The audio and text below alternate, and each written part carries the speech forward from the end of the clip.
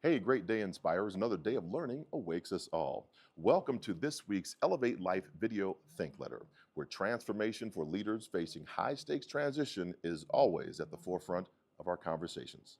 My name is John Register, and I am at the United States Olympic and Paralympic Museum here in Colorado Springs, Colorado, where we are surrounded by greatness.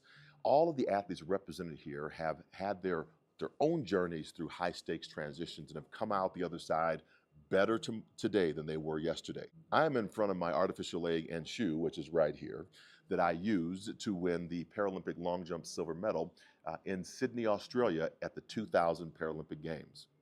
I am a two-time Olympic trials qualifier, a combat Army veteran who lost two careers with one wrong step over a hurdle. After a dislocation to my left knee, I elected to have my left leg amputated, which both ended my military and my sports career. Talk about high stakes transition. How would I support my family? How would I find my identity? Yet, 7 years after my amputation, I won the long jump silver medal and founded the United States Olympic and Paralympic Committee's Paralympic military sport programs, say that 10 times fast, which birthed the Warrior Games and then Prince Harry's Invictus Games. I also served as the Amputee Coalition acting CEO for 7 months.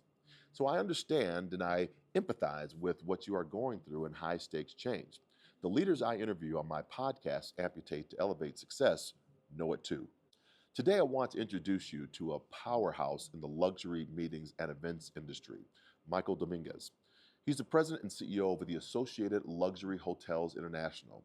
Michael is a high-stakes leader who understands the value of servant leadership and the transformative power of adapting to change.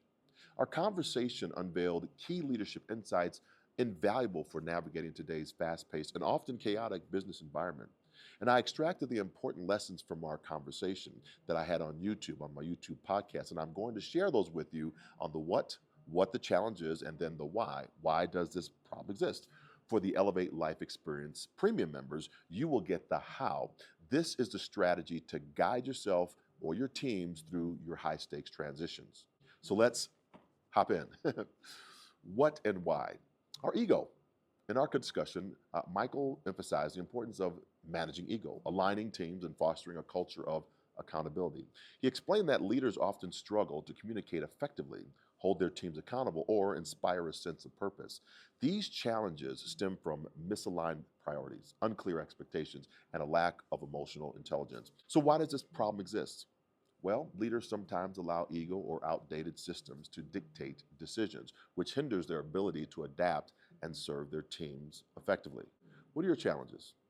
Teams become disjointed when expectations aren't clearly defined, leading to underperformance and frustration. Without a leader who communicates concisely and acts as a calming influence during uncertainty, organizations falter in moments of crisis.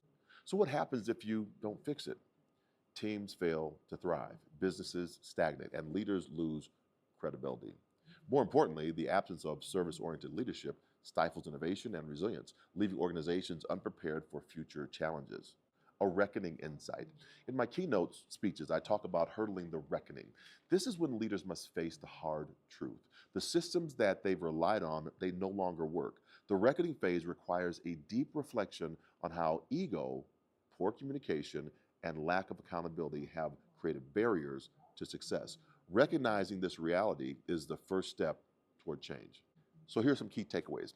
Ego management. Michael underscores that the need to amputate ego and to amplify success was something for him that he needed to do. So setting aside that leaders can align their team to nurture potential rather than proving themselves. The reckoning insight is this: leaders must confront their natural inclination to control or dominate. The reckoning here involves realizing that ego-driven decisions harm team morale and hinder growth. Accountability culture. Establish clear, reasonable expectations up front and revisit them regularly to ensure alignment. Leaders who fail to address underperformance risk underperforming or undermining their top performers. People need to be held accountable. I like how Michael put it. He made the employee articulate the standard. This way, he was able to hold them to that standard because they chose the standard to be held to. My business coach, Tim DeVore, encouraged me when I took over the acting CEO role for the Amputee Coalition to have the team give me their KPIs. This would tell me how they saw themselves aligned with the values of the organization. It also kept me out of blocking the work and becoming a stopgap to what needed to be done. Revision. This phase involves redefining how accountability is communicated and enforced.